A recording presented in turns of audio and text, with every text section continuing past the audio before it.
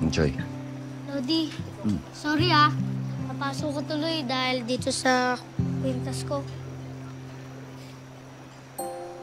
Ngayon, Butchoy. Mahalaga, nakuha natin yung kwintas mo. Tsaka, naku, malayo naman sa bituka to. Pero ipangako mo sa akin na kahit kailan hindi mo gagayahin yan, ha? Promise, Lodi. Sabi mo yan, ha? Sabi mo. Oh, Ay! bakit? Ano meron? Pati nga. Ano nangyari dito? Teka, huwag kang gagalaw para di ka masaktan. Teka.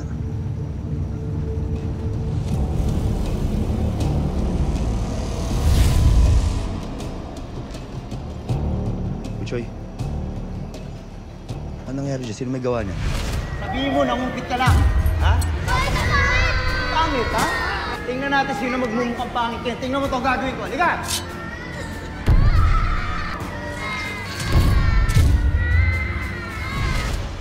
Sabi po kasi ni Boss Paquito, makulit po ako.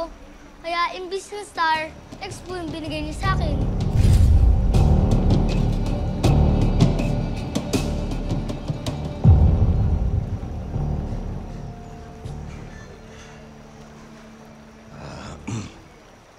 Choy, alam mo, kung pasaway at pasaway lang rin pag-uusapan natin dito eh, malamang itong Kuya Badong mo, punong-puno na ng ex yan. Ano ko magkaka-ex? Hindi pa nga ako nagkaka-girlfriend eh. Paano ka magkaka-girlfriend? Wala ka ibang inatupag kundi maglaro dyan.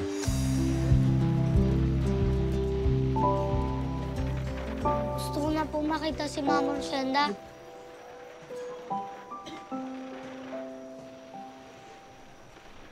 Tatay mo ba? Gusto mo rin ba siya makita? Wala pong asawa si Mama Rosenda. Inampon niya lang po ako. Ganun ba eh? Pareho lang din pala tayo. Wala rin ako.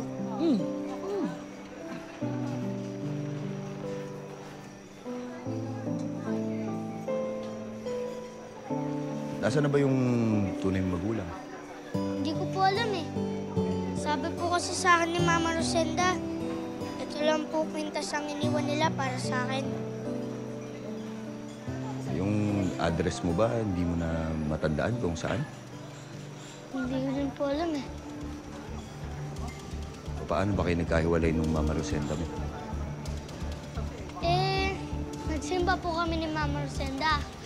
Tapos, habang bumibili po si Mama Rosenda ng sampagita, may bigla pong humila sa akin na hindi ko po kilala. Sa simbahan? Opo, yung may simbahan na may krus sa tuktok, tas may kampana at may 3 pintuan na malalaki sa harap.